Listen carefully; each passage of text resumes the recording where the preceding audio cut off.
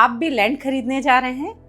रुकिए, क्या आपको पता है कि जब किसी भी लैंड को खरीदते हैं, जब हम किसी भी भूमि को खरीदने जाते हैं, तो सबसे पहले हमें ये देखना है कि क्या उस भूमि की जो एनर्जी है वो पॉजिटिव है कि नहीं, या उस भूमि में कुछ नेगेटिव ऊर्जा है।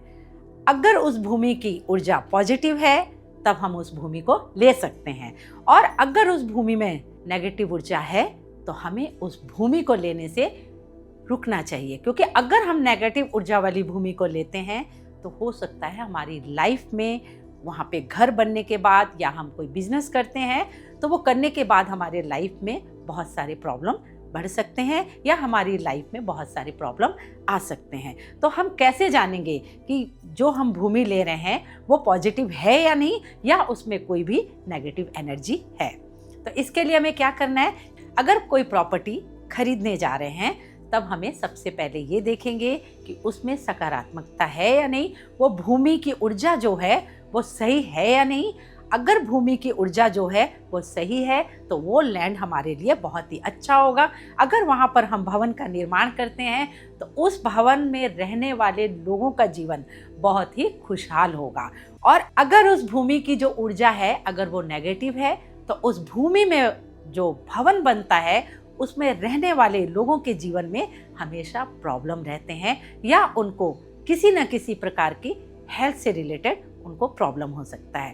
तो अब हम ये देखेंगे कि हम भूमि को कैसे चेक करेंगे कि उस भूमि में जो ऊर्जा है वो पॉजिटिव है या नहीं है। इसके लिए हमें क्या करना है, जब भी हम किसी भूमि को खरीदने जाएं तो पहले तो आपको ये देखना है कि वो जो भूमि का जो साइज होता है, उसकी जो शेप होती है वो स्क्वायर हो तो बहुत ही अच्छी होती है, क्योंकि जब वो 90 डिग्री पे होती है तो उसकी जो ऊर्जा होती है वो बहुत ही अच्छी होती है। और हमें ये देखना है कि जिस भूमि में घास या फूल, पत्ते, पौधे उगते हैं या दूब की घास उगती है, वो भूमि की जो ऊर्जा होती है वो बहुत ही अच्छी होती है। जिस भूमि में कटीले पौधे उगते हैं, झाड़दार पौधे होते हैं, वैसी भूमि अच्छी नहीं मानी जाती है। अब हम भूमि को चेक कैसे करेंगे, हमें क्या करना है, हम एक गड्ढा खोदेंगे और उस गड्ढे में हम पानी भर देंगे। पानी भरने के बाद उस गड्ढे से हम 100 मीटर की दूरी में हम चले जाएंगे, और कुछ समय के बाद में हम लौट के आएंगे। तो आकर हम ये देखेंगे कि हमने जो गड्ढे में पानी भरा था वो पानी अभी भी है या वो पानी नीचे चला गया, यानी सूख गया है। अगर उस गड्ढे का पानी उस गड्ढे में है, मतलब थोड़ा बहुत सूखेगा, उस गड्ढे में पानी है, तो आप समझ लीजिए कि उस भूमि की जो ऊर्जा है वो बहुत ही पॉजिटिव है। और अगर उस गड्ढे का पानी पूरी तरह से सूख जाता है या बिल्कुल कम हो जाता, थोड़ा सा रह जाता है, तो वो भूमि की ऊर्जा जो है वो अच्छी नहीं है, या पूरी तरह उस भूमि की ऊर्जा सकारात्मक नहीं है। वहाँ पे नेगेटिव ऊर्जा भी हो सकती है, क्योंकि जब आप वहाँ पे भवन का निर्माण करते हैं तो ऐसे होता है कि हर चीज़ आपकी नीचे की ओर खींचती चली जाती, यानी आपके घर में बरकत नहीं होती। या वहाँ पे आप कोई बिजनेस से रिलेटेड कोई फैक्ट्री लगाते हैं, कोई बिजनेस खोलते हैं, कोई मार्केट बनाते हैं, तो वहाँ भी वो उसके चलने के चांस थोड़े कम होते हैं, या वहाँ सक्सेस के जो चांस होते हैं वो थोड़े से कम हो जाते हैं। तो इसलिए जब भी हम भूमि लेंगे तो भूमि की हमें पहले ऊर्जा को चेक करना बहुत ही ज़रूरी होता है। अगर आपकी भूमि में पॉजिटिव एनर्जी है, यानी सकारात्मक भूमि है आपकी, तो वहाँ पे अगर आपका भवन का निर्माण होता है तो एक चीज़ आप समझ लीजिए कि वहाँ पर 80% आपके जो प्रॉब्लम है वो सॉल्व हो जाते हैं।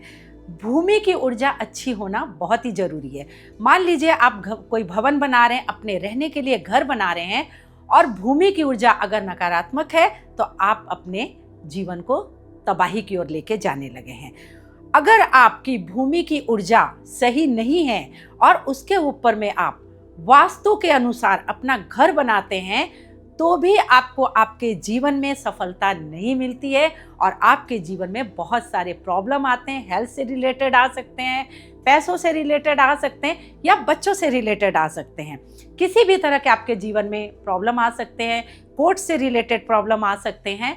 और अगर आपकी वो भूमि पॉजिटिव है, उसमें 80% पॉजिटिविटी है, तो आपका घर अगर वास्तु के अनुसार नहीं भी बना है तो आपके जीवन में बहुत ही खुशहाली आती है। आपकी जो जमीन की ऊर्जा है वही आपके पूरे घर में अपनी पॉजिटिव ऊर्जा को फैला के रखती है।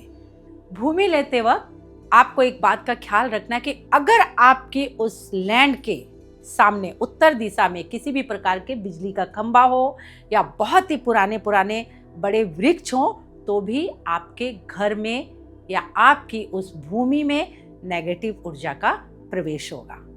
और एक बात का ध्यान रखना है, उस भूमि की जो उत्तर पूर्व की दिशा है उसमें कभी भी बहुत बड़ी बड़ी ऊंचियां पहाड़ियां ना हो, जिससे आपकी जो उत्तर दिशा में आने वाली जो हवाएं हैं या जो रोशनी है वो कहीं बाधित ना हो। उस वजह से भी आपकी उस भूमि में नेगेटिव ऊर्जा का प्रवेश हो सकता है, या आपकी भूमि के ऊपर या आप जो वहाँ पे भवन का निर्माण करेंगे उसमें नेगेटिव ऊर्जा का आह्वान हो सकता है, यानी नेगेटिव ऊर्जा आपके घर में प्रवेश कर सकती है। तो जब भी आप किसी भी प्रकार का लैंड लेते हैं तो आपको छोटी छोटी बातों का ध्यान रखेंगे। अगर आपके लैंड की ऊर्जा पॉजिटिव है तो आपका घर आपको बहुत ही खुशियाँ देगा, वो पॉजिटिविटी से भरा होगा। तो दोस्तों आज के लिए इतना ही, फिर मिलूंगी किसी नए टॉपिक के साथ। Thank you.